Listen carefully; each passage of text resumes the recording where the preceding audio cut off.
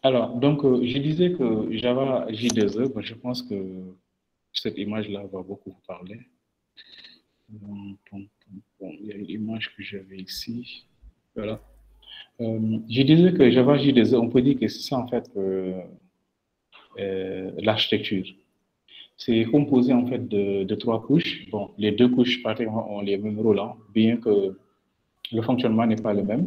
Nous avons une couche de présentation. Cette couche-là, soit on présente via des plateformes web, ou bien on présente avec système distribué, c'est-à-dire la consommation va se faire en externe.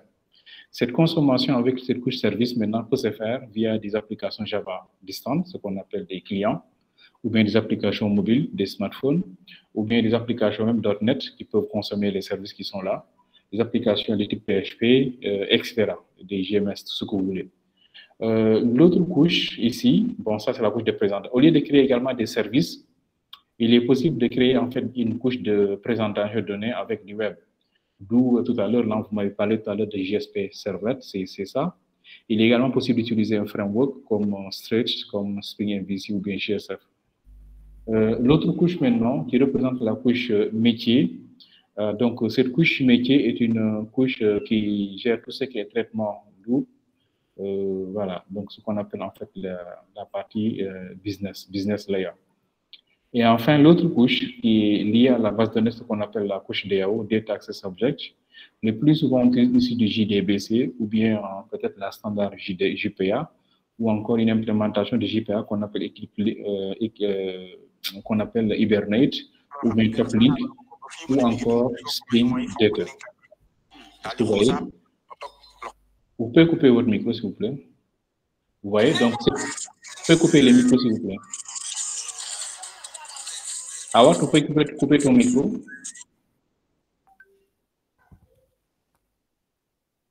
Awa, est-ce que tu peux couper ton... Merci, voilà. Alors, par contre, si vous voulez poser des questions, on peut activer, hein? Sinon, on peut couper les micros, quoi. OK. Alors, donc, je disais que Java J2E est composé de ces trois couches-là. Cette couche de présentation composée de deux parties, la couche service ainsi que la couche web, puis une couche métier et enfin, en fait, une couche d'accès aux données. Tout J2E est résumé de cette manière-là. Maintenant, il est possible d'utiliser 100% en fait de J2E ou ici, on va utiliser du JPA pour accéder aux données ou bien du JDBC ou bien du Hibernate. Ça va dépendre de vous, de votre choix. Mais le plus souvent, la standard utilisée, c'est du JPA, Java Persistence API. Une fois que cette couche est créée, il est possible de directement faire une présentation avec du JSP Servlet, c'est-à-dire consommer donc la couche d'accès aux données qui sera produite ici à partir des servlets. Et ces servlets seront utilisés pour présenter les données avec du JSP. Et dedans, il y aura peut-être des moteurs de templates que vous allez utiliser comme JSTL, etc. Et cette couche-là sera aussi présentée grâce à un navigateur web qu'on appelle un client HTTP. Okay? Et dès qu'on parle d'HTTP, on sait que le langage de base, c'est du Hypertext Markup Language, c'est de l'HTML. Il y aura également du CSS, du JavaScript, tout ce que vous voulez, du JAX, etc., du AJAX, du XML. OK? Donc, ça, c'est une manière de faire. Ça, vous l'avez déjà fait. Il est également possible de faire ceci, de créer toujours cette couche DAO et derrière, maintenant, d'utiliser ce qu'on appelle du JSF, Java Server Faces. Donc, les JSF, ce sont des pages web Java orienté composant. Okay? Orienté composant. Ces pages web ici orientées composants seront en fait utilisées pour faire la présentation des données qui vont venir de la couche d'accès aux données ici. Vous voyez? Donc, cette couche DAO, ici, avec la partie EGBD, la base de données, seront interconnectées et les données seront directement représentées à ce niveau, au niveau de la couche web, donc la couche JSF.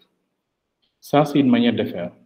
Il est également possible d'implémenter à 100% cette couche-là avec une application tierce, ce qu'on appelle le EJB, Enterprise Java Bean. Quand vous développez avec les EJB, vous aurez en fait une application tierce à côté où vous avez une partie web et une partie EJB. Après, je vais vous montrer des exemples d'applications avec ces architectures-là. Une fois que vous avez cette couche EJB, donc la couche DAO ainsi que la couche métier seront implémentées dans la couche EJB et vous créez maintenant vos services. Soit ces services-là, c'est ces services qui vont exposer des données, ou bien vous consommez tout simplement chez EJB là, au niveau des serveurs ou bien au niveau de Struts. C'est à vous de voir comment vous allez les utiliser. Est-ce que vous voyez? Voilà. Donc ça, c'est une manière de faire en fait du J2E ou encore au niveau de la couche d'accès aux données, on utilise en fait Spring Data. Ça, c'est bien possible. Après, vous faites la consommation.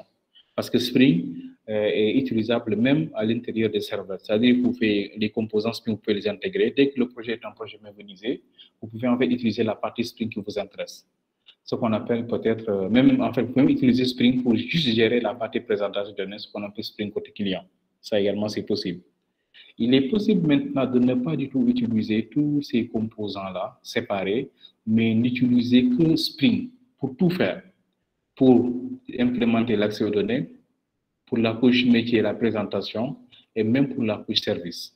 Dans ce cas, si vous êtes ici, vous êtes dans ce qu'on appelle le Spring MVC, la partie présentation.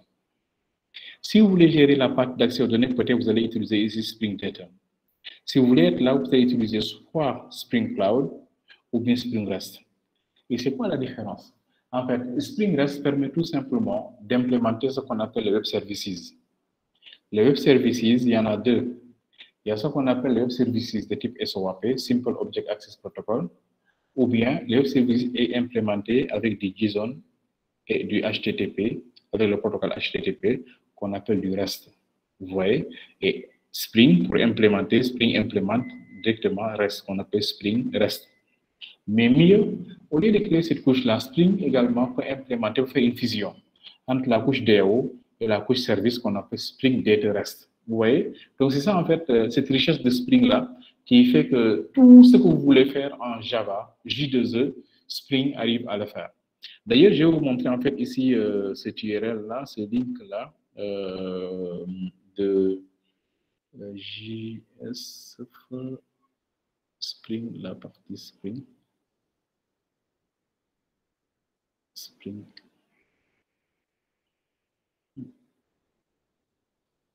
Est-ce que je vais noter Spring? Voilà, je pense que c'est cette URL-là. Spring là. Ok. Ce site-là, après, je vais vous partager ces liens-là. Donc, c'est. Bon.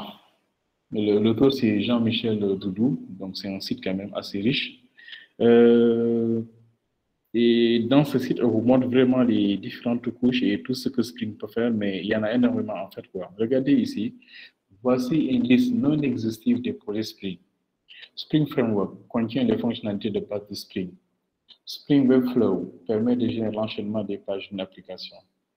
Spring Blaze Integration, Spring Web Services, Spring Arrow, Spring Security, Spring Batch, Spring LDAP, Spring etc. Vous avez vu, donc là, il y a énormément de choses Spring Mobile.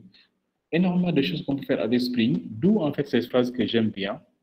Et ici, il dit que Spring ne peut plus être considéré comme étant, et là, ce sont les différentes versions de Spring, comme étant, voilà.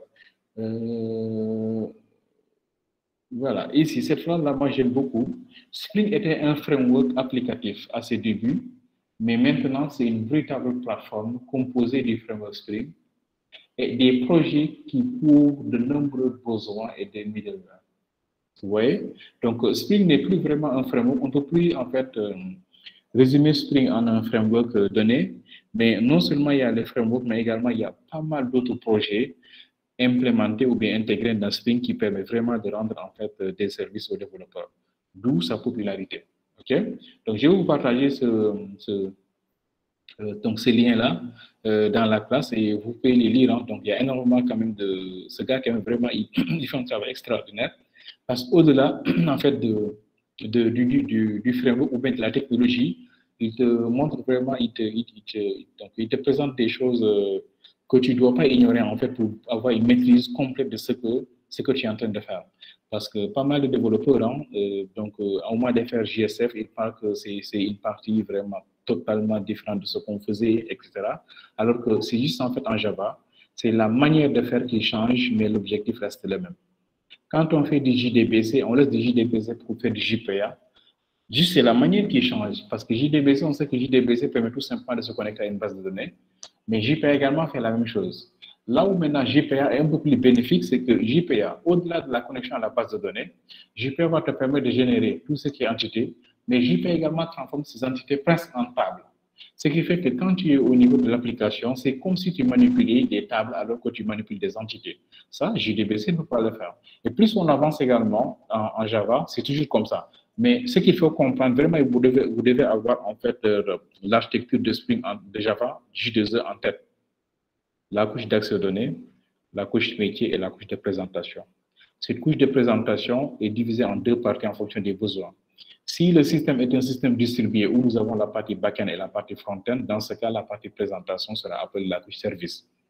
Si nous n'avons pas de partie back-end et front-end séparée, c'est-à-dire la partie présentation au niveau de l'application, ce qu'on appelle les systèmes monolithiques, dans ce cas, on parle de couche web. Et cette couche web, maintenant, lors de la présentation, vous avez beaucoup de possibilités. Première possibilité, on utilise du JSP Servlet. Deuxième possibilité, on utilise les frameworks. Maintenant, pour les frameworks, c'est à vous de voir. Pourquoi, en fait, je parle de tout ça? Parce que, en fait, c'est vrai qu'il y a le développement d'applications, mais également il y a ce qu'on appelle la maintenance logicielle. Il est possible que quand vous partez dans une boîte, vous trouvez là-bas un framework qui est différent de Spring. C'est bien possible, surtout JSF, parce que la plupart des anciennes plateformes, et beaucoup de plateformes roulent sur JSF. Mais si vous ne savez pas JSF intervient à quel niveau, vous aurez du mal même à comprendre l'architecture et à faire de la maintenance, ou bien vous allez perdre du temps. Mais ce qu'il faut comprendre, c'est que JSF ne gère qu'une seule partie. De toute façon, je vais vous montrer des exemples de projets, comme ça vous aurez en fait donc une meilleure visibilité de tout ce que j'ai dit là. Voilà. Est-ce que vous voyez un peu? Voilà. Est-ce que par rapport à cette présentation, vous avez déjà des questions d'abord, avant de continuer? Avez-vous des questions?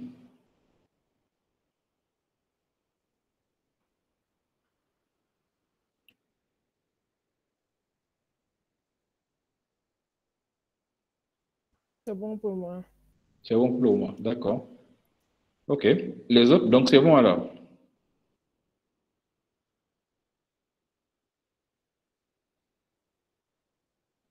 Oui, c'est bon, monsieur. OK. Parfait. Alors, donc, je vous montre des exemples, même si on n'arrive pas à tout faire, surtout la partie J2E, parce que parmi tout ce que vous m'avez quand même présenté, vous n'avez parlé que de JSP Servlet et de Spring. Donc, il y a la partie J2E également, qui est une partie, mais ce n'est pas trop compliqué quand même. Donc, c'est une partie où dès qu'on vous explique, vous allez pouvoir, ou bien vous pouvez faire des recherches sur ça. Parce que dans Java, il n'y a pas que les serveurs web, il y a également ce qu'on appelle des serveurs d'application. Et pour ces serveurs d'application, il y a quelques configurations à faire quand vous voulez faire surtout la partie d'accès aux données avec ce qu'on appelle des data sources, du JNDI, etc. Bon, en attendant, je pense que je vais vous faire une présentation de ça. Ça va beaucoup vous aider à mieux comprendre l'architecture et à voir également ce qui reste concrètement. C'est une petite présentation. Bon, je fais une présentation rapide de ça. Alors, OK. Donc, la présentation, c'est architecture de Java J2E. Donc, pour cette présentation, déjà, ce qu'il faut comprendre, c'est que toute la problématique qui est posée repose sur la qualité d'un logiciel. C'est-à-dire, quand est-ce qu'on dit que ce logiciel est de qualité, ou bien quand est-ce qu'on dit que ce logiciel respecte quand même des normes. OK? Alors, donc dans ce slide-là, ce qu'on a dit, c'est que la qualité d'un logiciel se mesure par rapport à plusieurs critères. Le premier, par rapport à ces critères-là, c'est la réponse aux spécifications fonctionnelles. Quand on parle de spécification fonctionnelle, il y a un mot qui entre en jeu, c'est fonctionnalité. Et dès qu'on parle de fonctionnalité, également, on peut dire qu'il y a la notion de fonction. Et quand on parle de fonction, il y a également la notion de métier. Et dès qu'on parle des métiers, le plus souvent, la personne qui est spécialisée dans ces métiers aura des besoins.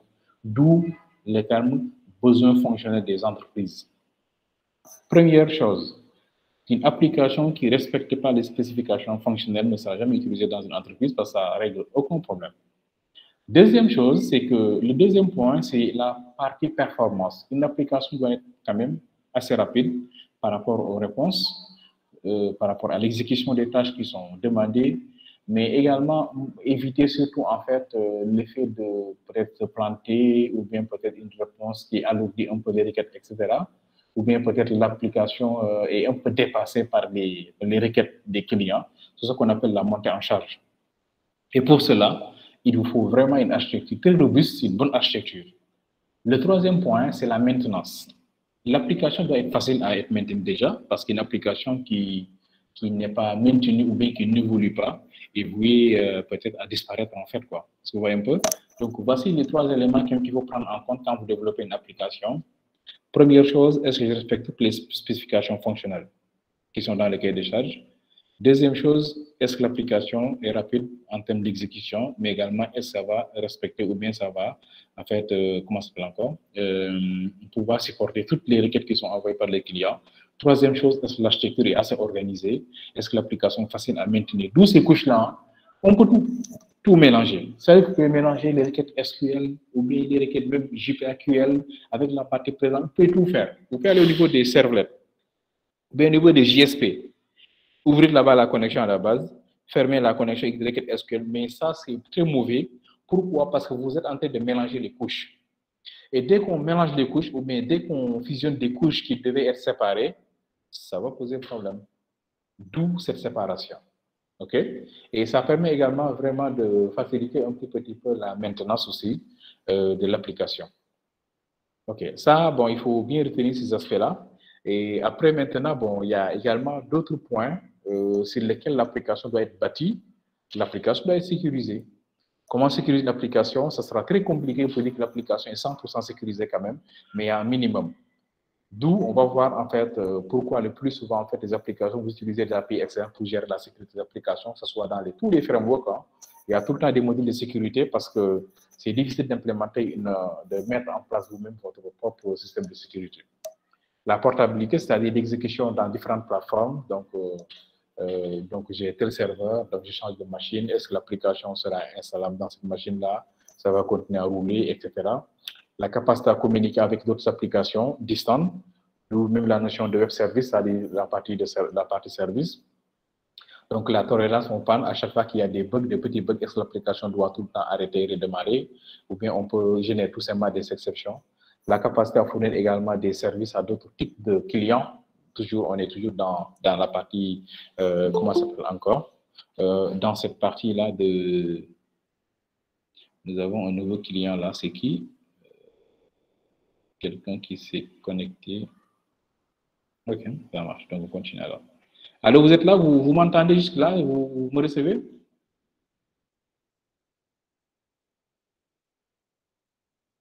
Oui, monsieur. D'accord. Ok. Voilà, donc le système distribué, donc ça, si vous voyez un petit peu l'architecture, vous allez voir que tout ça vraiment est pris en compte. Le design des interfaces également, pouvoir également bon, être adapté par rapport aux interfaces, vous allez utiliser soit interface web, téléphone ou bien PDA. Le coût du logiciel également, vous devez également jouer un petit peu sur le coût pour au moins que l'application soit accessible. Ok, alors, tout à l'heure, on a parlé un petit peu de la partie fonctionnalité, de la partie architecture, la partie tolérance aux pannes, la partie sécurité, etc. Tout ça fait appel à ce qu'on appelle des exigences. Donc, l'application commence à être exigeante. ou bien même le cahier des charges commence à être exigeant. Envers qui? Envers peut-être l'équipe qui va mettre en place la solution. Ce qu'on appelle des exigences fonctionnelles, mais également des exigences techniques. Une application est créée pour répondre tout d'abord aux besoins fonctionnels, ce qu'on appelle des exigences fonctionnelles. Tout à l'heure, je vous ai dit quoi, que dans spécification fonctionnelle, il y a la notion de fonctionnalité, ou bien de fonction. Et dès qu'on parle de fonctionnalité ou bien de fonction, en général, c'est tout fonction, c'est lié à un métier. Et ce métier, le plus souvent, est défini par un ensemble de tâches que les spécialistes devront exécuter. Et l'idée, c'est quoi? C'est de développer maintenant une application qui va, en tout cas, exécuter peut-être 90 à 90 à 100% des tâches que devrait exécuter ce spécialiste-là. C'est ce qu'on appelle les spécifications fonctionnelles. OK? Alors, il y a également ce qu'on appelle les spécifications techniques.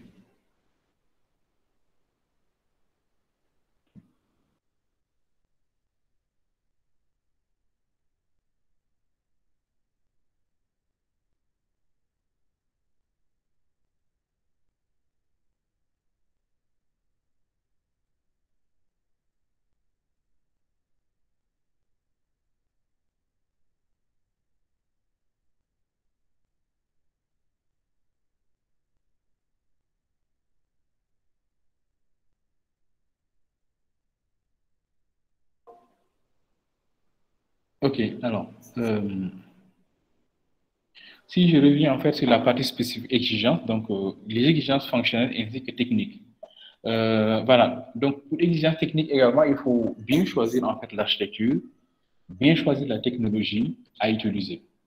Bon, après vous allez voir que si vraiment il faut que l'application soit sécurisée, l'application soit portable, etc.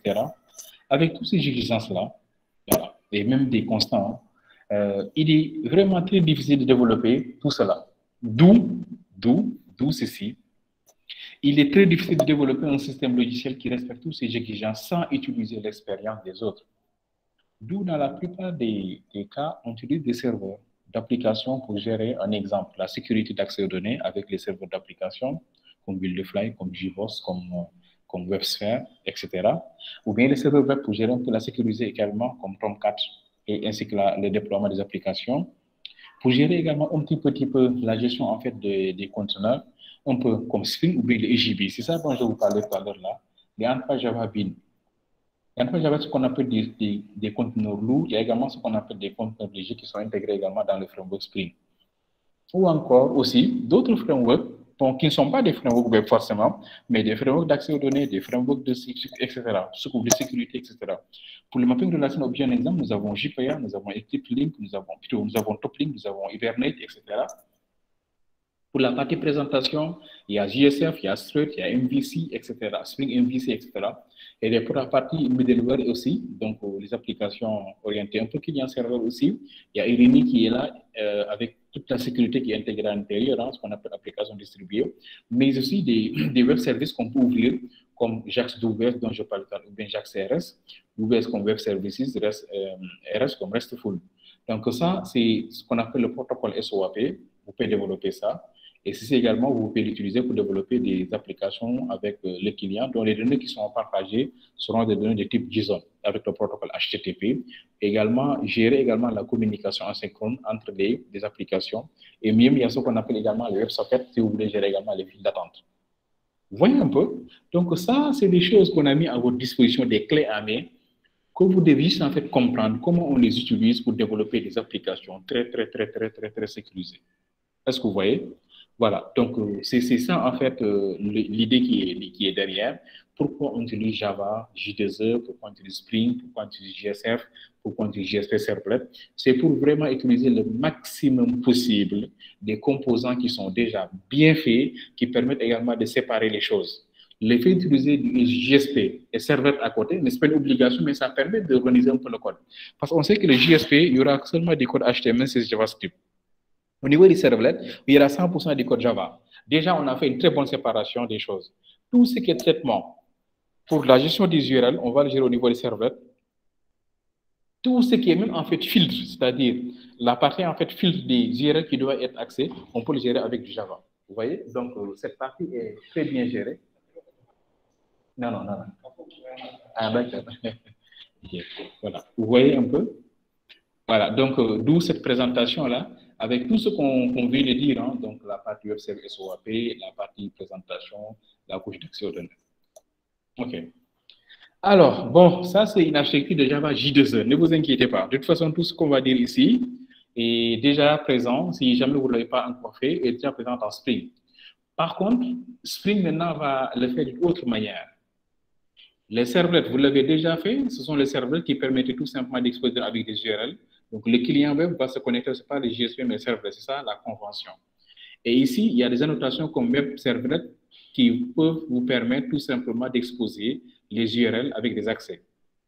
Les servlets maintenant vont faire appel à des pages JSP pour faire la présentation de ces données-là ici.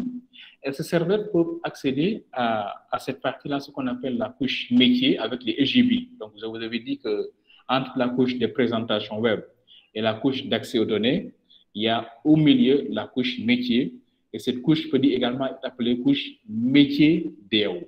Ce qu'on appelle la logique métier, la logique applicative web et la logique de la couche de données. Vous voyez, en fait, vraiment, ça, c'est très bien structuré. Et ça, c'est J2E. Je répète encore une fois, ça, c'est J2E. Si maintenant, vous ne voulez pas peut-être présenter les données, mais vous voulez peut-être faire une présentation des... apparemment, il y a un message là. Oui, c'est moi. Bonsoir.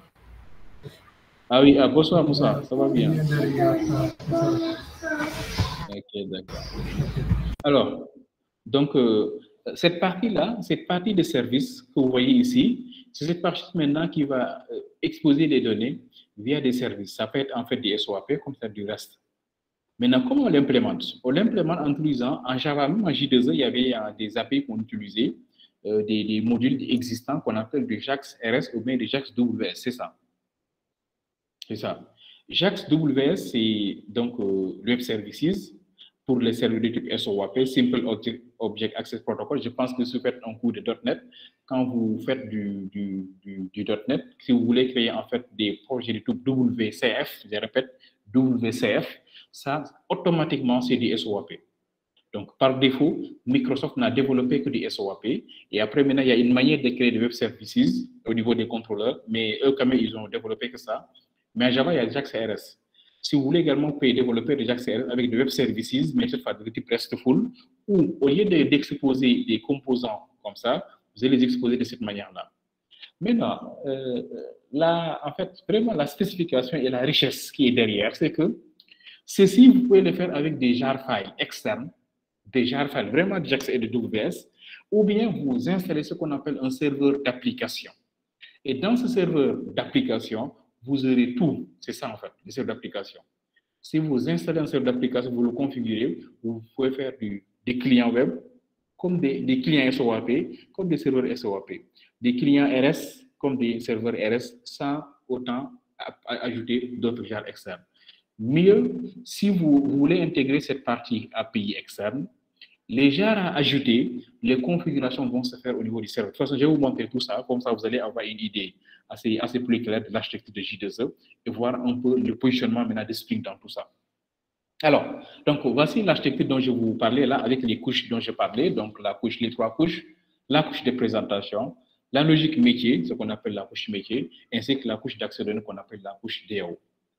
C'est toujours, en général, cette architecture qui sera respectée par les applications Java. Donc, cette couche de présentation est subdivisée en deux parties.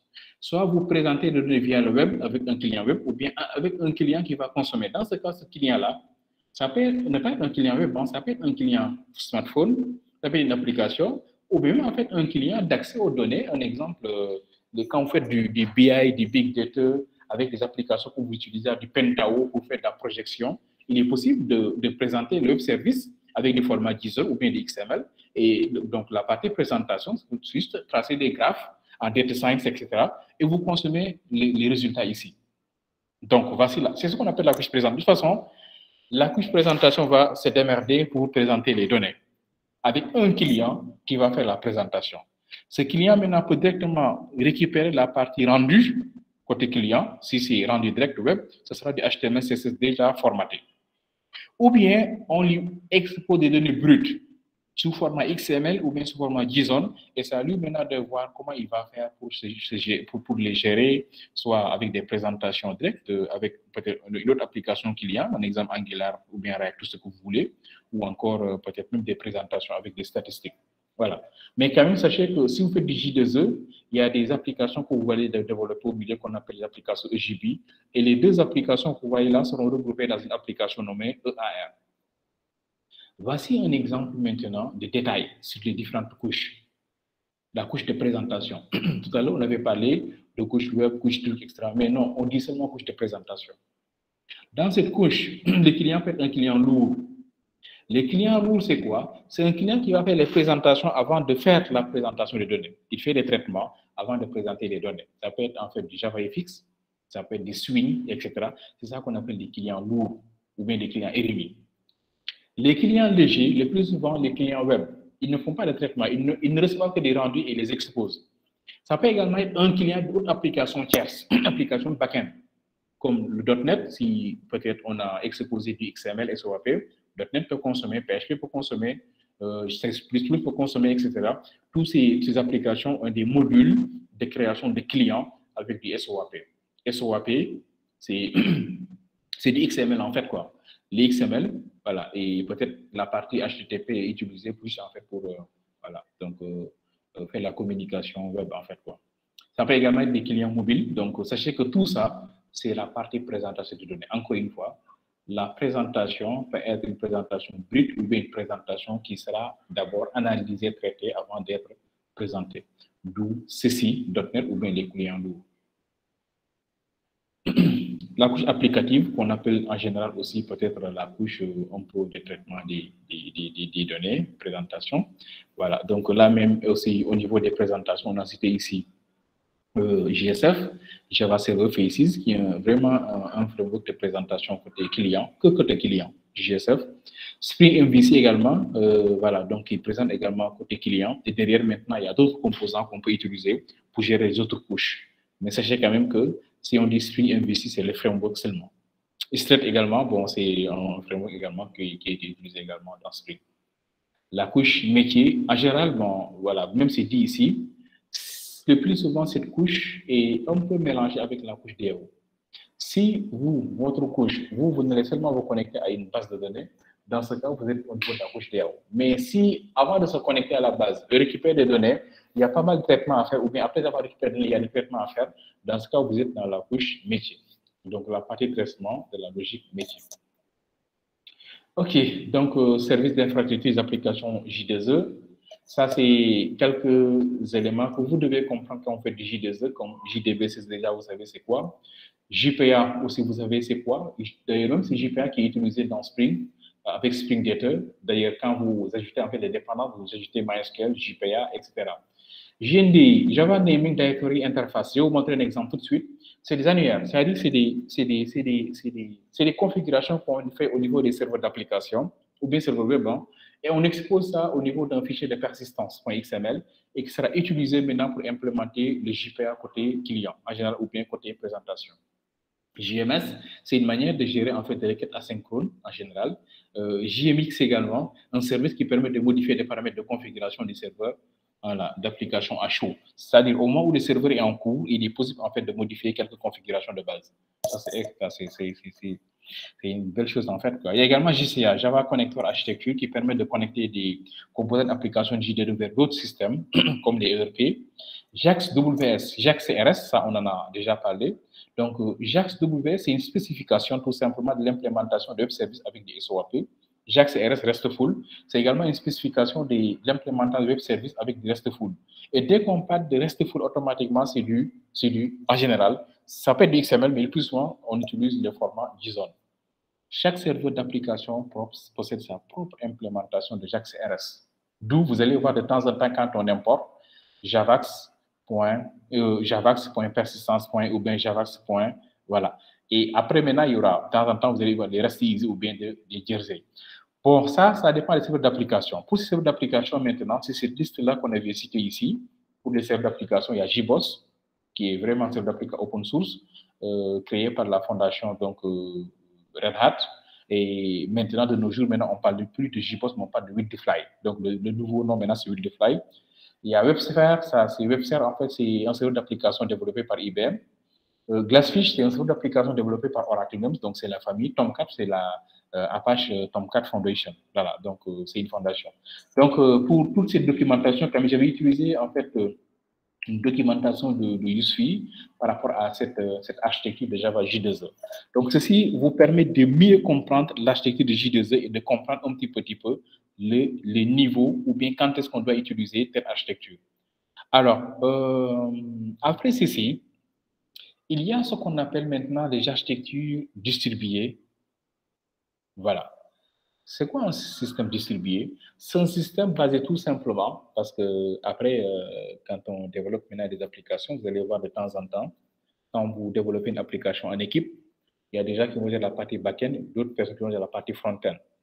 Et le plus souvent de nos jours, quand on développe la partie front-end, on va dire quoi? Non, la partie front, on va développer avec Angular. D'autres gens vont vous dire qu'on va avec du React. L'autre code vous dit qu'avec du Vue.js, etc. Donc, toi, dans ce cas, le cours sur les systèmes distribués Java va beaucoup t'intéresser parce qu'on te demande juste de créer des web services, pas de faire la présentation des données. Mais si c'est une application en multi-service, ce n'est pas une très grande application qui va peut-être nécessiter vraiment qu'on dispatche les choses. Dans ce cas, on peut utiliser une application monolithique. Et si c'est monolithique, dans ce cas, qu'est-ce qu'on fait? Bon, on utilise Spring MVC, on développe tout, ou bien on utilise l'application J2E et on développe tout à l'intérieur avec même un framework JSF qu'on peut utiliser, ou bien même, on utilise du JSP Servlet. Et regardez, faites très attention par rapport à telle chose est dépassée. Non, rien n'est dépassé. Ça, c'est le site web officiel de Oracle. Pour certaines pages, Oracle utilise même en fait les JSP.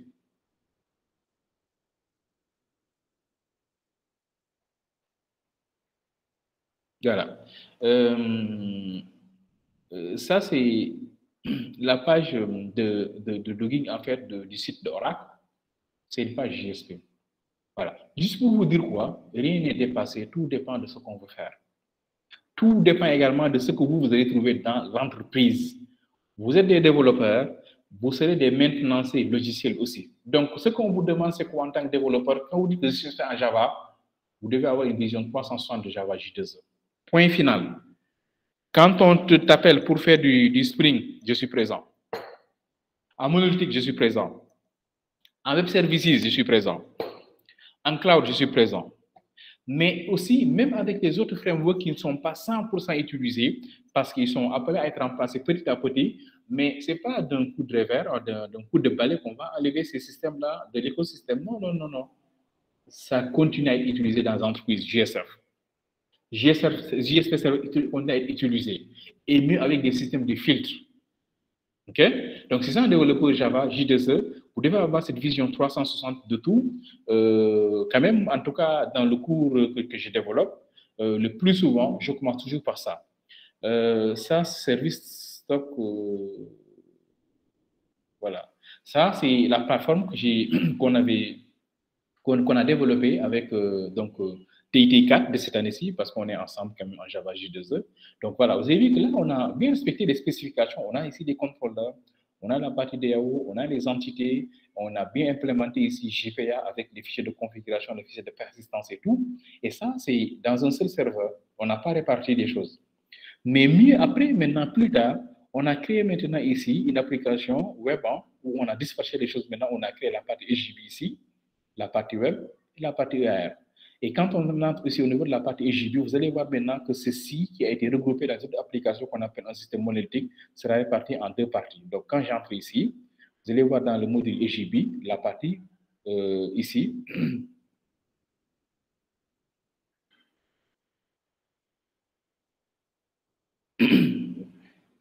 Ici, comme j'ai fait une confusion entre les deux là, mais cette partie, en fait, EJB, lui, il ne gère que la partie accès aux données. Oui, oui, c'est ce projet-là. Oui, oui, c'est pas celui-là. Donc, c'est ici Web EJB, Web EJB, EJB, voilà. Donc, c'est ce projet-là quand même. Ça ne peut pas être l'autre. Voilà. Donc, dans ce projet EJB quand même, quand vous entrez dedans, vous allez voir que, vous avez vu, voilà, la partie service. Voilà. C'est ça, en fait, un EJB. OK? Donc, c'est une partie où on gère, même il y a même d'autres EJB où c'est la partie DAO qu'on gère plus là-bas. je vais voir en fait un autre projet EJB. Bon, ça, c'est un projet EJB où la partie client était gérée maintenant avec un serveur JSF. D'ailleurs, on peut voir un peu le contenu de ce projet-là. EJB. Alors, vous allez voir des DAO, des entités ici, voilà. Alors, vous voyez, et là, le fichier de PESTAN également pour la connexion à la base de données également est bien implémenté ici. Voilà. Donc, ça, si vous avez ces types d'applications ou c'est subdivisé en 3 parties, c'est ça qu'on appelle des J2E. Et vous aurez en fait 3 applications. Et pour créer ce type d'application, forcément, vous aurez besoin peut-être d'un serveur d'application. Ça, c'est le projet serveur d'application Will2Fly. Voilà, de la fondation Red Hat, donc que j'ai ajouté ici en tant que dépendance. Voilà, donc aussi, la partie présentation ici, donc il y a également ce qu'on appelle du JSF. Si vous voulez faire la présentation, je pense que c'est ce que j'ai utilisé ici au niveau de la partie web. Là, vous allez voir que ici, au lieu de créer en fait ici des servlets, non, ce sera des bins qu'on va utiliser. Voilà. Les bins, même les entités sont des bins. Hein. Les entités que vous créez, quand vous faites même du Spring, quand vous créez en fait des entités avec des annotations entité, c'est un bin. Voilà, vous voyez en fait ça, c'est un petit peu comme une servlette, mais ce n'est pas une servlette. Ça permet juste en fait de charger des pages web. Vous voyez un peu? Et après, c'est ici même qu'on consomme la partie DAO. Vous avez vu, en fait, ceci est un pont entre la partie présentation et la partie DAO. Et voici maintenant la partie présentation ici avec les pages web. Les extensions de ces fichiers-là ne sont plus .html, mais c'est .xhtml. C'est du JSF. Et vous allez voir même en fait, même en haut, avec des annotations, vous allez voir en fait, il y aura en fait quelques namespaces que vous allez ajouter à l'intérieur, comme JSF Facelet, comme JSF Core, etc. Ça, c'est un framework orienté front à 100%, qui a été utilisé, qui est très utilisé également. Mais même, ils ont un système en fait de gestion des interfaces avec ce qu'on appelle l'API Palm Faces, qui est très intéressant en matière de rendu, mais le seul inconvénient, ou bien en tout cas les détracteurs, disent tout simplement que c'est orienté trop composant. Après maintenant, Spring évolue, a été créé maintenant, où c'est un peu plus léger, etc.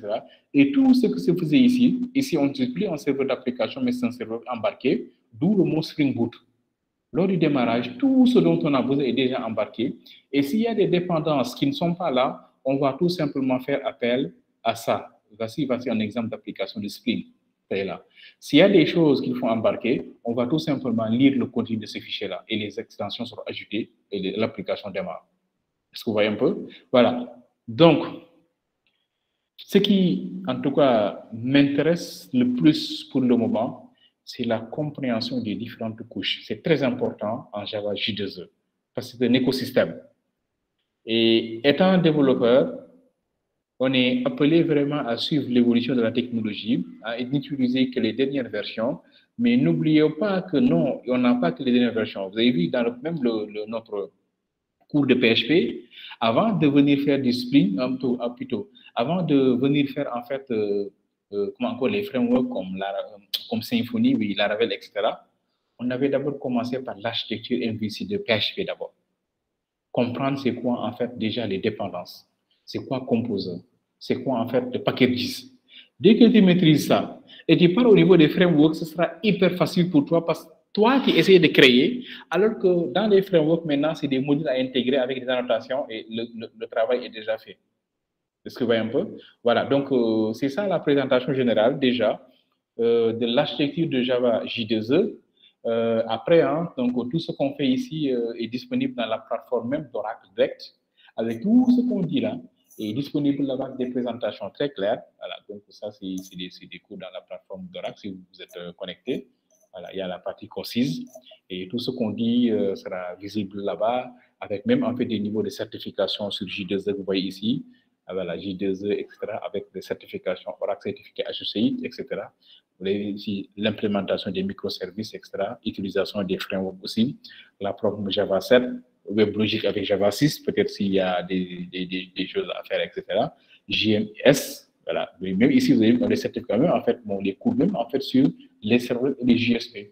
Les JAX dont je vous parlais là, c'est des cours vraiment très intéressants en Java. Vous avez ici, et ça, c'est Learning Oracle, c'est-à-dire c'est Oracle University, parce qu'ils ont en fait un site où, voilà, donc on peut suivre des cours, bien que, voilà, donc il y a des, tout ça, on peut l'intégrer également dans nos cours, c'est-à-dire essayer maintenant de paralléliser les cours qu'on fait et là, bon, de toute façon, moi, je suis en train de proposer, bon, on a été avec Easy, comment on peut faire pour que nos cours soient vraiment calqués au contenu d'Oracle. Bien sûr, et au contenu des entreprises, parce que également, on a des besoins. Mais l'idée est que quand une personne est formée en Java J2E, s'il sort, il n'a pas à dire quoi, oui, je suis prêt dans ça, mais ça reste. Je suis prêt en ça, etc. Parce qu'on lui forme vraiment sur le noyau de Java J2E.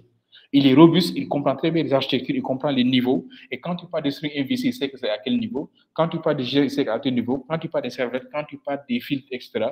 Tous ces termes-là sont aussi importants, mais même implémenter sa propre sécurité et aller voir maintenant sur une sécurité, ce que ça donne de plus. Et donc ça, c'est très important, surtout pour vous, ingénieurs. Jusqu'à présent, le seul framework que j'ai fait avec DITK, pour le moment, c'est le framework JSF.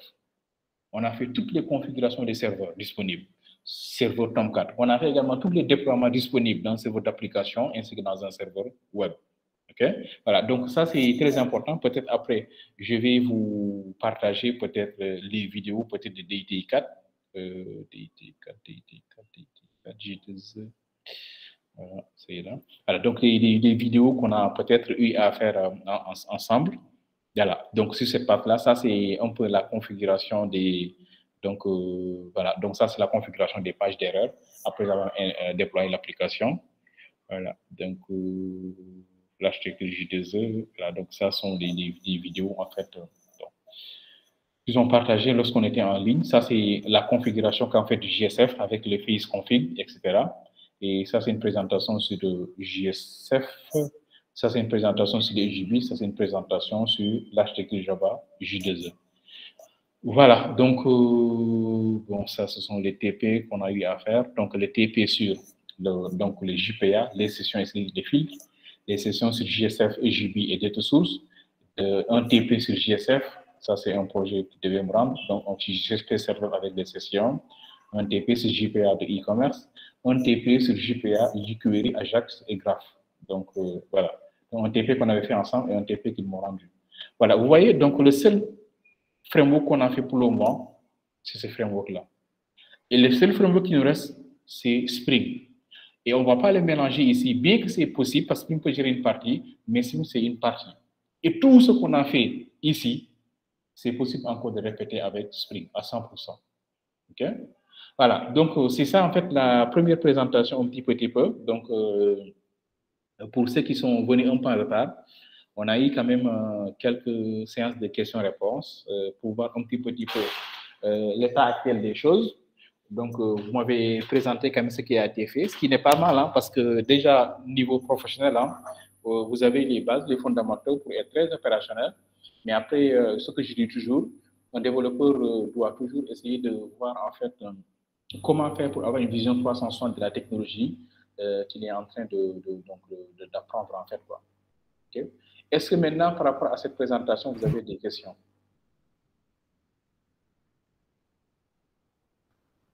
Est-ce que vous avez des questions? Monsieur? Oui, ça. Oui, donc, vous avez présenté Spring, vous avez présenté J2E avec le modèle MVC. Mm-hmm.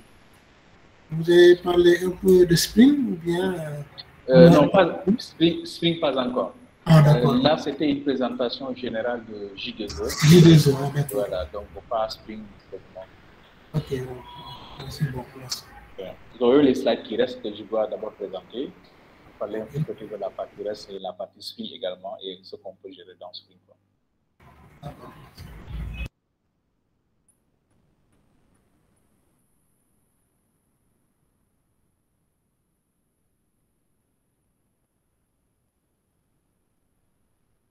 Ok, s'il n'y a pas de questions, je pense qu'on peut poursuivre cette présentation. Déjà, je pense avant de parler sur Index, je vais d'abord faire un petit rappel sur donc, Spring de manière générale, quoi, et Spring Boot aussi. Ok. Alors, donc, dans cette partie de Spring, donc, vous avez vu tout à l'heure, en fait, avec le site de Jean-Michel Doudou, que je vais vous partager juste après, dans ce site-là, où on fait vraiment une présentation assez exhaustive du framework Spring, avec non seulement les frameworks Spring, mais également donc, les projets de Spring, franchement. Parce que Spring, maintenant, c'est un écosystème. Hein. Vous avez même fait une application typique utilisant Spring et généralement structurée en 3 couches. La couche de présentation, la couche service et la couche d'accès aux données. Et pourtant, ce qui est présenté ici, c'est exactement ce que je viens de présenter tout à l'heure, si vous avez bien suivi. C'est exactement la même chose. Mais par contre, cette couche service, quand même, en général, on appelle ça couche métier aussi. Métier. Voilà. C'est là, interface métier, avec mise en œuvre de certaines fonctionnalités. Oui, donc ça, c'est encore une fois, c'est comme si ceci c'était du EJB. Et ça, la couche présentateur, vous utilisez ce que vous voulez, soit du JSF ou bien vous utilisez tout simplement du JSP Servlet. Et la couche DAO, vous utilisez du JPA direct ou bien du JDBC, on utilise Spring Data. Oui, voilà. Donc, après, je vous partage également ce lien. De temps en temps également, ayez l'habitude de temps en temps de lire un petit peu, ça va beaucoup vous servir. Parce que mieux on est outillé en théorie, la pratique sera facile. Parce que toutes les annotations qu'on écrit, on sait déjà la signification. Je suis certain que certains parmi vous ont déjà utilisé l'annotation là, @controller, ou bien @authorized, ou bien peut-être @service, ou bien @component. Pourtant, ces trois-là, en fait, ont des significations un peu différentes.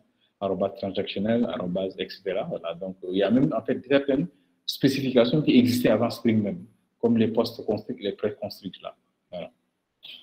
Ok, alors, en tout cas, vraiment, ce site-là, c'est un site que j'aime beaucoup et que je lis beaucoup aussi parce que ça fait une présentation assez exhaustive quand même, bien que lui-même, il le dit, hein, donc Java est tellement un écosystème tellement vaste que c'est même difficile de faire une présentation exhaustive de tout ce qu'on doit dire, en fait, sur un seul point. Voilà.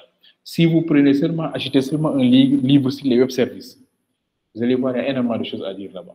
Énormément de choses, juste sur les web services. Et les web services, ça, c'est une partie de présentation. La partie service, avec l'architecture. OK, alors, donc, revenons un petit peu sur cette présentation-là. Surtout, hein, si vous pouvez également noter, si ça peut être également une séance de questions-réponses, ça peut être intéressant quand même, pour qu'on vraiment qu'on campe le débat, qu'on puisse savoir où est-ce qu'on va, ce qu'il reste à faire et ce qu'on va nettoyer, quoi. Alors, donc, J2E, donc Spring fait partie de la plateforme J2E, hein, bien sûr, bien qu'on dit toujours Spring vs J2E en général. Choix entre Spring et J2E, pourquoi? Parce que je l'ai dit tout à l'heure, Spring, au début, à ses débuts, était associé à un framework. Mais de nos jours, Spring est une véritable plateforme. Où dedans? Vous avez vu? Il y a même des termes qu'on utilise, Spring Data, Spring Security, Spring Data Client, Spring Data Server, etc. Mais on va voir en détail un petit peu quelques termes dans ça. OK. Une petite présentation de Spring et du fonctionnement général de Spring. Surtout côté Spring Framework, hein, pour ce premier point-là. Essayez d'attaquer les frameworks Spring en général. Si c'est monolithique, vous attaquez quoi? Ce qu'on appelle le contrôleur Spring. Mais vous n'attaquez pas directement le contrôleur, vous attaquez ce qu'on appelle en fait un dispatcher servlet. Et ceci, ça existe dans toutes les technologies. Hein. Je ne sais pas si vous vous souvenez des fichiers htaccess qu'on créait en PHP. Et ces fichiers htaccess interceptaient déjà les requêtes HTTP. Après, vérifier d'abord si la ressource existe avant de rediriger. C'est le même principe en Spring.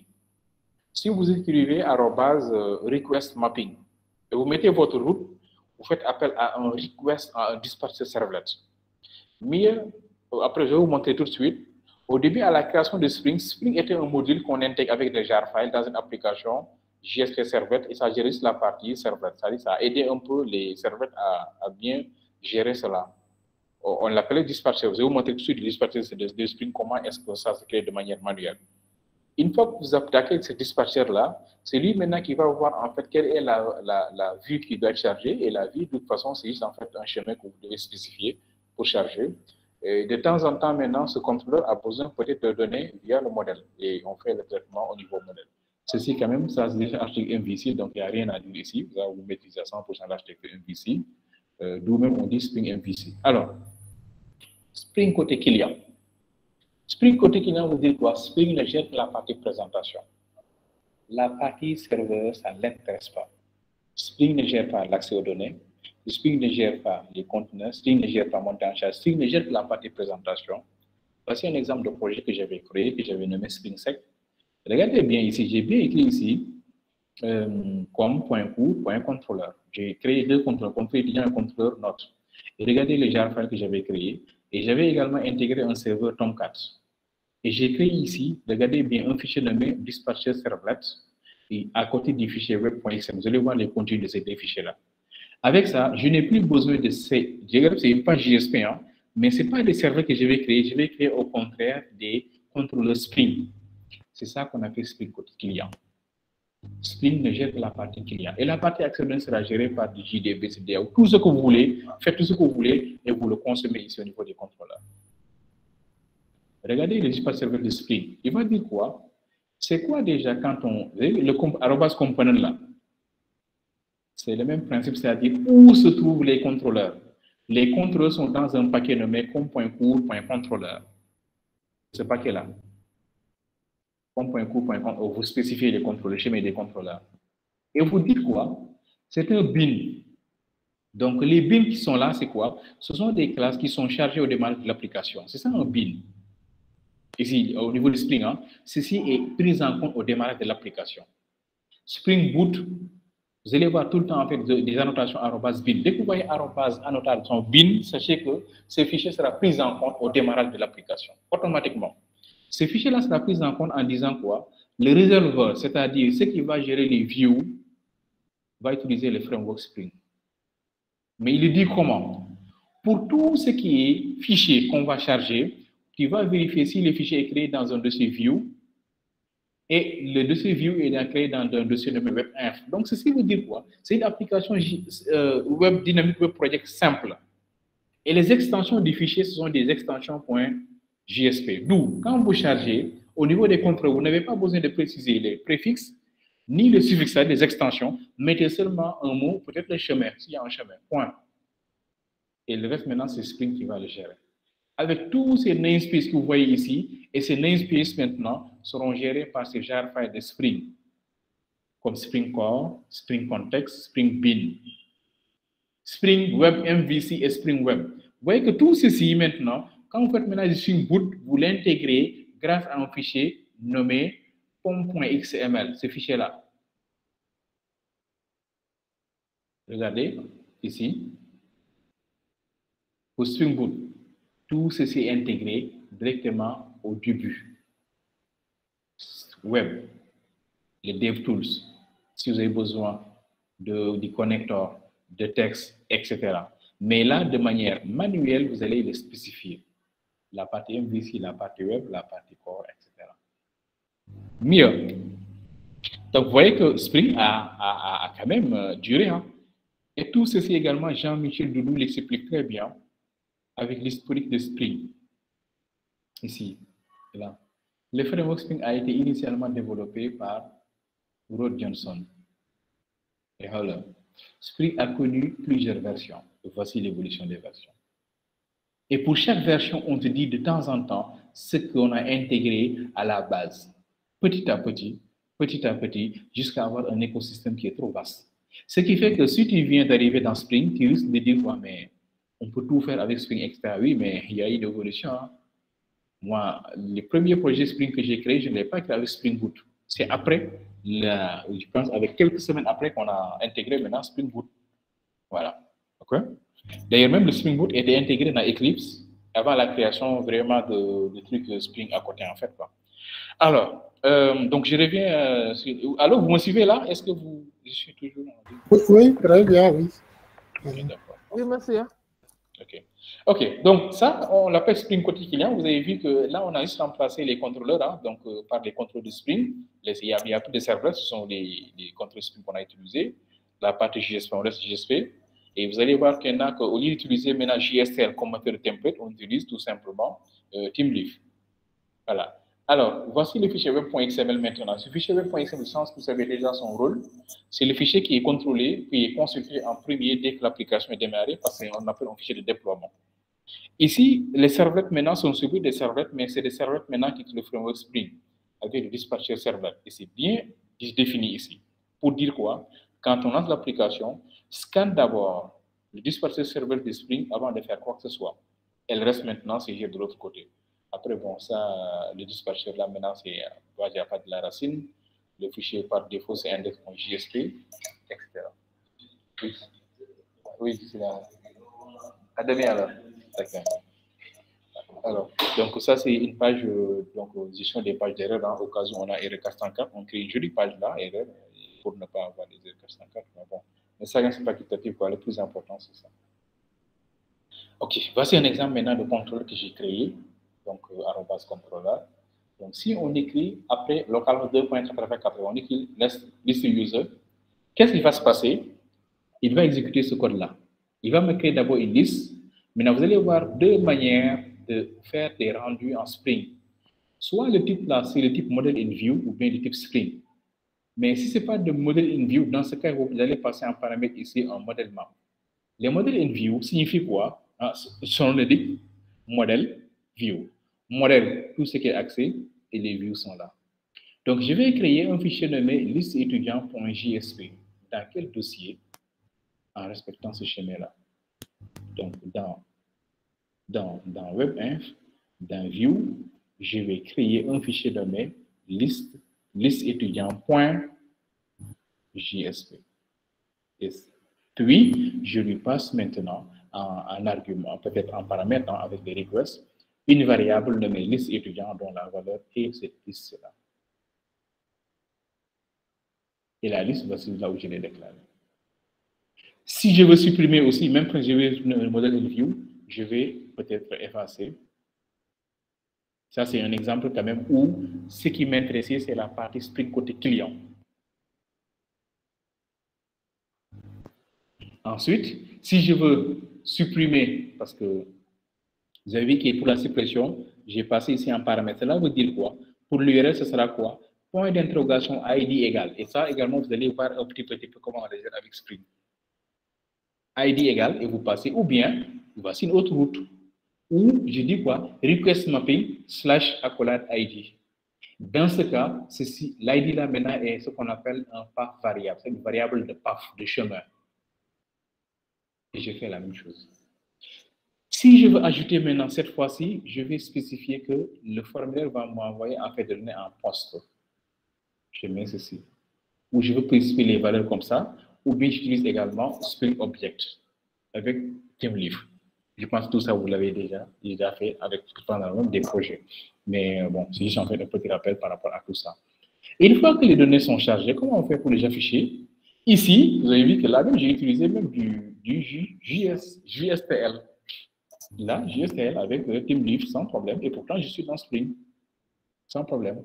Liste étudiant va, après j'affiche les données. Et pour les routes, ça, l'update là, point d'interrogation ID égal. Et dans ce cas, ceci n'est plus un path variable, mais c'est une variable. Bon, ça c'était Spring côté client. Je peux dire c'était, même c'est le passé. Parce que de nos jours, quand vous développez une application Spring, vous utilisez maintenant Spring Boot.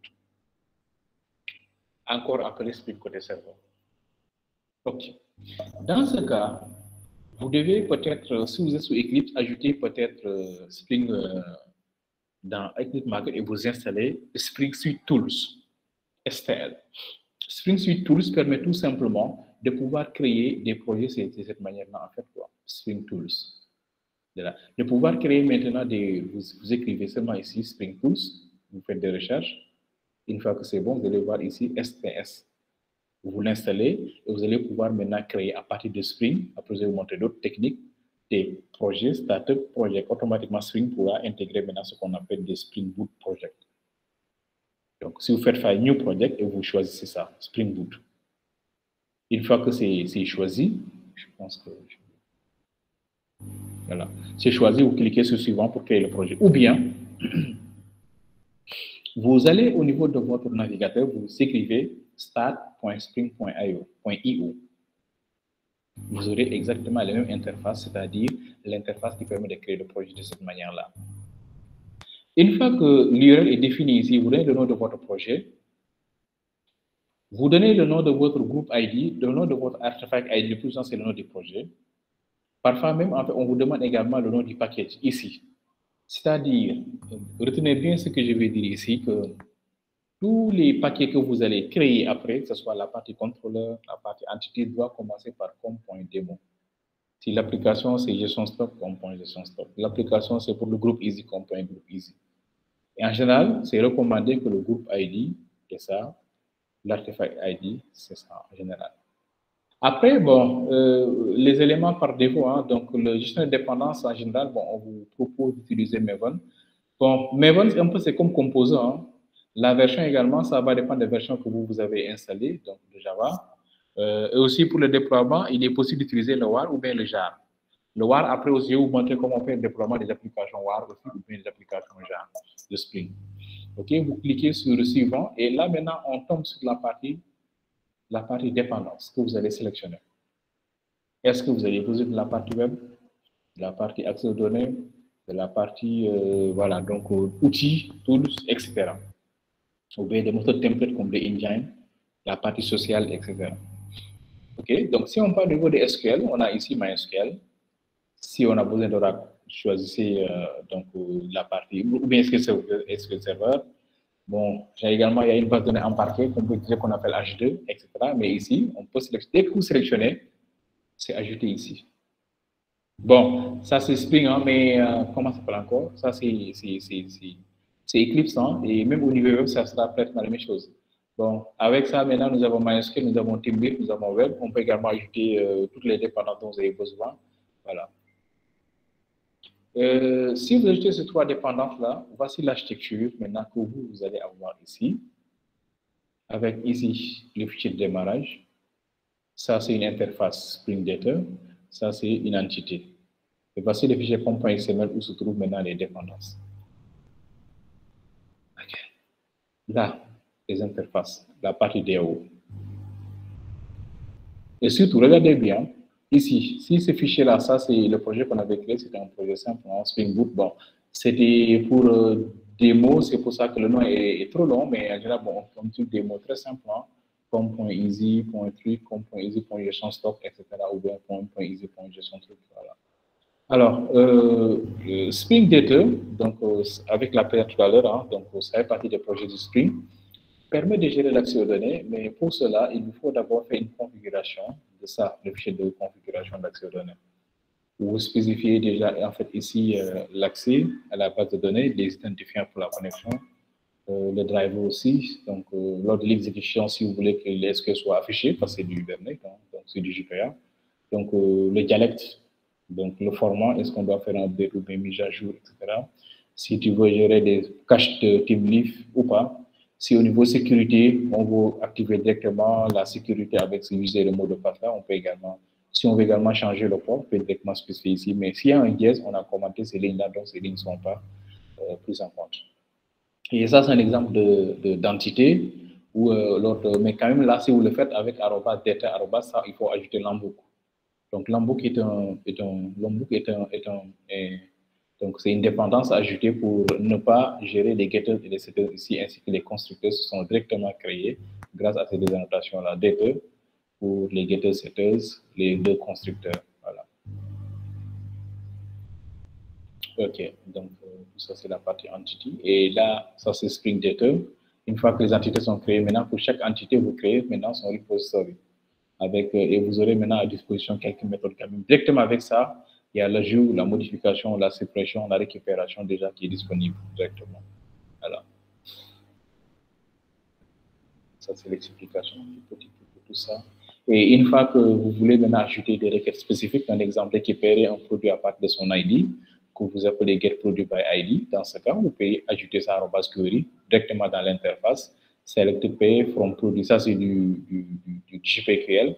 Et on l'a déjà fait aussi avec du Doctrine, et c'est pratiquement la même requête. Select Pay from produit Pay, where.id égale ou bien like, et vous mettez votre paramètre ici. IDP, donc à l'appel maintenant vous mettez ça et vous passez en paramètre un identifiant.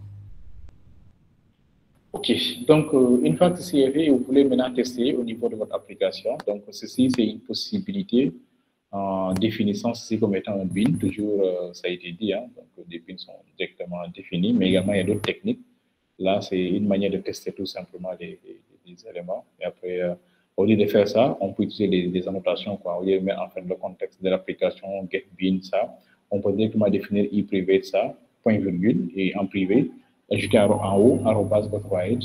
Mais de l'autre côté, il faut également ajouter ici arrobase, ici repository ou bien arrobase component. Ok, donc ça c'est le résultat une fois. Bon, après Spring Security, bon, ça également vous l'avez déjà fait, peut-être quelques explications. Tout simplement, pour la partie sécurité, c'est très simple. Il suffit tout simplement d'ajouter peut-être ici un autre paquet sécurité et vous créez votre fichier de configuration. Ce fichier de configuration sera bien sûr un bin parce que ça sera pris en compte dès que vous activez déjà les composants en sécurité. Maintenant, pour cela, déjà ici au niveau du fichier pom.xml, ajouter la partie sécurité. Puis le contenu de ce fichier-là, il y a déjà pas mal d'annotations qui font, bon, là, il y a qu'on peut utiliser. Donc, il y a également le MD5 qu'on peut utiliser, ou bien d'autres méthodes de crypto. Là, je vais MD5, mais avec des inversions quand même. On n'utilise plus des autres techniques de crypto. Donc, le fichier de configuration sécurité config. Sécurité config, ce fichier-là. Voici les annotations, @configuration, @NEBoot web security, qui étant ça. Et authoroid signifie quoi en Spring? C'est une source de données avec un data source, et c'est ça qu'on va utiliser maintenant pour faire le chargement au niveau directement de notre fichier properties. Donc, avec une petite méthode de config avec autres. Ça, c'est dans le cas où vous voulez utiliser l'authentification par défaut avec des trucs par défaut. Sinon, si vous voulez vraiment, en fait, par contre, là, j'avais changé, avec l'année j'avais changé le mode de crypto avec une méthode spécifique de password encode. Voilà. Alors, une fois que c'est fait, vous exécutez le requête là. Maintenant, par défaut également, je pense que ça vous l'avez déjà vu aussi. Et on avait fait dans Symfony Security la gestion de la sécurité en spécifiant la rôle, en faisant un préfixe là, rôle underscore. Et là, c'est les filtres des routes par rôle. Si on a le rôle user, on peut accéder à ça. Si on a le admin, on peut accéder à ça. Si jamais maintenant on essaie d'accéder à une route alors qu'on n'a pas ce rôle-là, on va créer également une jolie page 403 où voilà, donc les personnes seront redirigées si jamais tu n'as pas en fait, voilà, c'est ce qui est créé ici, stage 403. Et voici la partie sécurité, c'est très simple. Et encore une fois, retenez très bien ce que je vais dire. Vous voyez quoi ici? HTTP Server Request, HTTP Server Response. Pour vous dire quoi, même les contrôles de Spring ne font qu'implémenter HTTP Server. Et HTTP Server n'est tout simplement rien d'autre que des servlets. Et la sécurité même est implémentée grâce à ça. Request, response et l'authentification pour faire la direction. OK. Et là, maintenant, on fait un logout pour tuer complètement la session des servlets. OK. Alors, donc, ça, c'est une petite présentation quand même de Spring, mais qui va vous permettre d'avoir déjà une vision un peu 360. Toutes ces ressources, ne vous inquiétez pas. Juste après, je vais vous partager toutes ces ressources-là dans la classe. Alors, comme vous avez déjà fait Spring, hein, peut-être vous avez fait un petit projet sur Spring. Est-ce que vous avez des questions ou bien des choses que vous pouvez ajouter même, ou bien des choses même que vous pouvez partager avec vos camarades? Avez-vous des questions, des choses à ajouter quoi, par rapport à cette présentation de Spring?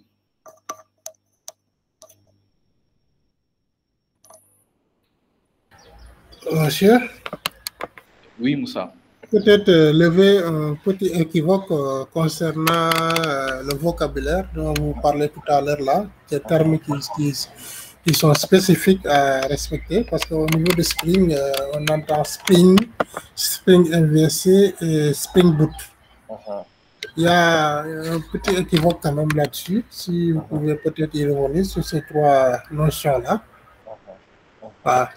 Effectivement, Spring MVC, c'est le framework même. C'est le framework même. Spring Boot, c'est une nature, en fait, une manière de créer un projet Spring. Dès qu'on parle de Spring, c'est le framework même Spring. Parce que ça peut être créé, ça peut ne pas être en boot. Hein. Voilà. Mais quand on parle de Spring Boot, c'est vraiment le Spring orienté serveur. C'est-à-dire, au démarrage de l'application, il démarre en même temps son conteneur. Regardez ici, quand vous démarrez ces types de projets Spring, automatiquement le serveur est démarré. Mais c'est quel type de serveur? C'est un serveur embarqué Tomcat au niveau des librairies. Ça, on est dans Spring Boot. Spring MVC maintenant, c'est le fait d'avoir cette architecture-là, cette architecture de web, donc c'est un web service, Voilà, Spring, la partie DAO et la partie présentation ici. Ça, ce projet-là, c'est un projet MVC. Pourquoi? Parce que la partie, tout ce que vous voyez ici, ça, c'est pour la partie présentation. Et on peut dire quoi? C'est pour la partie MVC. Mais quand même, au-delà de cette architecture-là, il y a maintenant la prise en compte de tout ce qui permet à l'application de démarrer directement. On appelle Spring Boot. Dès que ça démarre, les serveurs sont chargés, le serveur est démarré, etc. Et directement, quand vous partez au niveau du navigateur, comme cet exemple même que j'ai démarré ici, automatiquement, vous avez ce résultat-là. Ça, j'ai démarré, c'est un projet Spring Boot. Et pourtant, c'est une application, on peut dire, application qui n'est pas, bon, on peut dire application console, hein, parce que là, je l'ai démarré à partir de la partie console et ça démarre. Ça, c'est vraiment Spring Boot. Voilà. Les MVC, c'est côté architecture. Le boot, c'était côté nature de la nature du projet. Nature du projet. On a créé un projet Spring Boot, ça peut également être un Spring côté client. Voilà. Donc, je l'ai aussi présenté un petit peu dans les slides ici, Spring côté client. Donc, ça c'est. Voilà. Et ici, là, et cette partie-là, Spring côté client, ou bien surtout côté serveur, où on démarre tout, quoi. D'accord, Spring Boot, c'est carrément côté serveur. Voilà, c'est ça, parce que ça démarre en même temps un serveur web, comme Tomcat embarqué, directement. Et tous les conteneurs dont il a besoin pour démarrer normalement. Une fois que ça démarre maintenant, il y a une architecture à respecter pour le chargement. Là, maintenant, on est côté architecture, ça c'est Spring MVC. C'est le framework même. Spring, tout simplement, sans Spring Boot, il faudra dans ce cas démarrer un serveur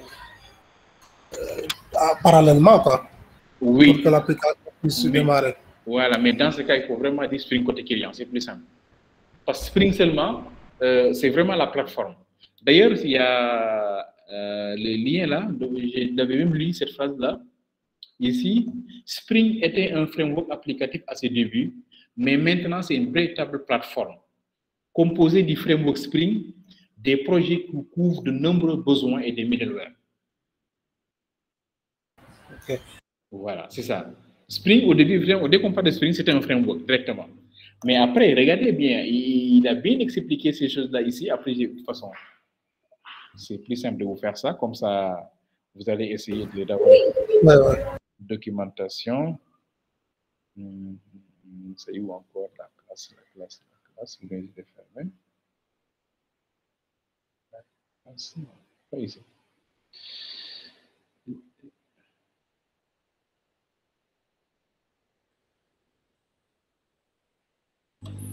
Classroom.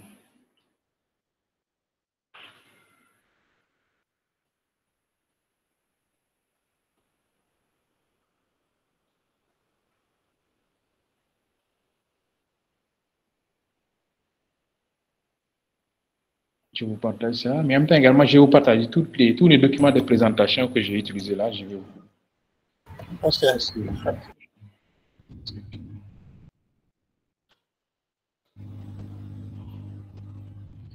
Ressources Spring, donc je vais ajouter un lien. Voilà, je colle.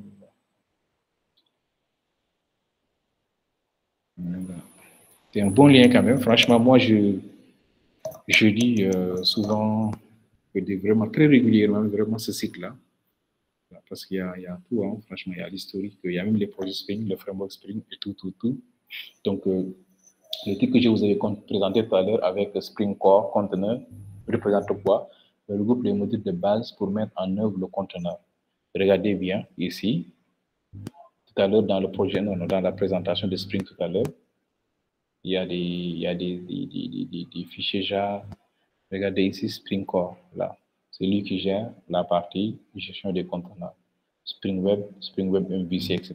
Donc, vous voyez, donc ce sont ces quelques lectures à gauche et à droite qui vous permettent, vous avez vu, même Spring Context est là, voilà, donc on propose un support de définition du contexte Spring, sa configuration, mais aussi des fonctionnalités de base comme le mailing, donc le JNDI, etc. Et dès qu'on parle de contexte d'application, c'est la racine même de l'application.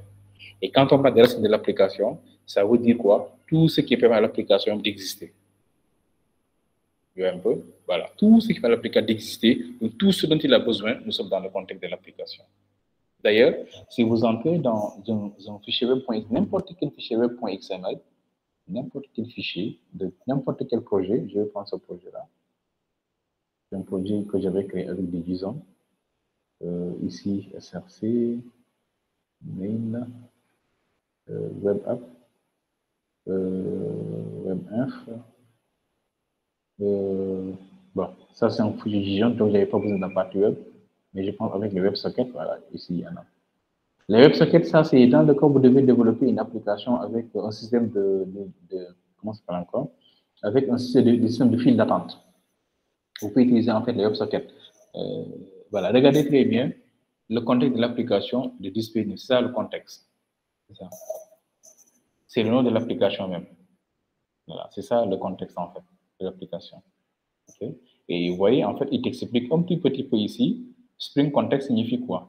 Propose un support de la définition du contexte de Spring, en parenthèse sa configuration, mais aussi. Ce qui fait qu'avec l'expression language également, franchement, ceci te permet de mieux comprendre les éléments de base de Spring. Parce qu'encore une fois, il l'a dit, à ce début, Spring était un framework. Maintenant, c'est composé non seulement du framework, mais également d'un ensemble de projets. Regardez ici, voici une liste non exhaustive de ces projets, des projets de Spring. Ainsi, Spring est un portfolio de projets qui couvre un grand nombre de besoins. Tous ces projets reposent sur le cœur de Spring, Spring Core. Vous voyez? Voilà, voilà. Donc, c'est très clair. Après, maintenant, vous allez voir le framework Spring. La pause. Alors, oui. Oui, je disais que est-ce qu'on peut prendre une pause? Oui, effectivement, c'est l'heure de la prière même, effectivement. Voilà. Vous voyez, donc c'est ça en fait quoi. L'idée, c'est vraiment de maîtriser un petit peu cette, cette architecture-là. Après, maintenant, c'est des composants qu'il faut maîtriser, voir un peu comment on les met en place. On les met en œuvre petit à petit. Même quand vous voulez apprendre, petit à petit, dire quoi, on fait aujourd'hui, bon, je vais réviser un petit peu Spring MVC. OK. Demain, je vais faire Spring Data. Après, je vais faire Spring Security. Je vais faire Spring Batch, Spring Cloud, Spring, etc. Et petit à petit, tu nettoies les modules. Et aussi, dis-toi que tu ne peux pas utiliser tous les modules dans une même application. Tout dépend des besoins, de ce que tu veux faire. Mais ce que tu dois comprendre, vous devez comprendre, c'est que, en tout cas, on peut dire à 99,19%, vos besoins sont dans Spring pour développer une application. Ça, c'est sûr. OK, donc on prend une petite pause. Aujourd'hui même, bon, c'était un petit peu revenir sur ça, voir un petit peu les orientations ainsi que les besoins pour après préparer aussi l'environnement de Classroom. Peut-être au retour, on va essayer de voir comment on va organiser Classroom, comment je vais dispatcher les éléments, sur quoi maintenant on va démarrer. En fonction de ça, maintenant, je vous envoie quelques TP à faire. Un petit déchauffement. Donc, après, on voit l'orientation, là, on va aller, quoi, et tout faire également pour que ce qu'on aura comme objectif, qu'on essaie de l'atteindre avant la fin du module, parce que ce n'est pas aussi 50 heures, je pense, c'est juste 15 euros, 30, je ne sais même plus. Mais c'est quelques éléments qu'on a programmés, en fait, quoi, pour au moins se revenir sur des détails. Quoi. Okay. Donc, à tout de suite pour la suite, alors.